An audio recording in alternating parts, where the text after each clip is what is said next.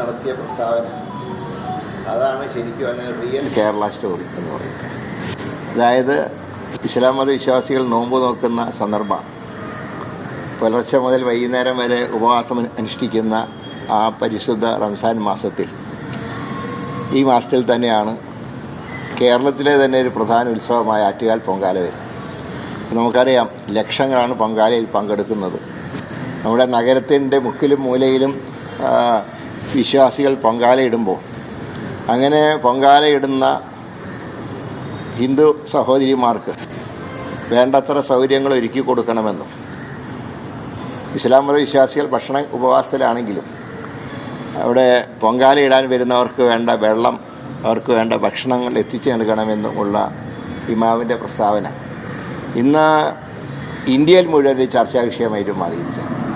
ഇത്രയും മതസൗഹാർദ്ദം കേരളത്തിൽ നിലനിൽക്കുന്നത് ഇമാമിനെ പോലുള്ളവരുടെ ആ വിശാലമായിട്ടുള്ള മനസ്ഥിതിയാണ്. അപ്പം നമുക്കെല്ലാം വിശ്വാസമുണ്ട്, നമ്മളെല്ലാം ദൈവവിശ്വാസികളാണ്.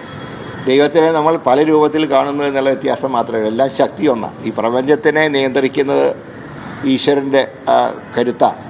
അതിനെ, ആ ദൈവത്തിനെ നമ്മൾ പല രീതിയിൽ കാണുന്നുള്ള വിശ്വാസമേ ഉള്ളൂ.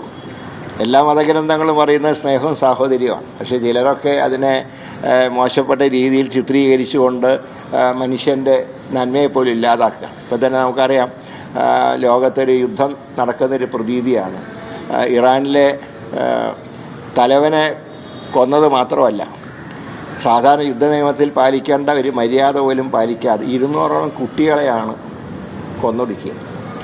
ഇവിടെ ഐക്യരാഷ്ട്രസഭയൊക്കെ നോക്കുകുത്തിയായിട്ട് നിൽക്കുക. യുദ്ധ നിയമങ്ങളുണ്ട്, സ്ത്രീകളെ ആക്രമിക്കരുത്, കുട്ടികളെ ആക്രമിക്കരുത്, ആശുപത്രികളെ ആക്രമിക്കരുത്. പക്ഷേ ഗാസയിൽ ഇതൊക്കെ ചെയ്തു.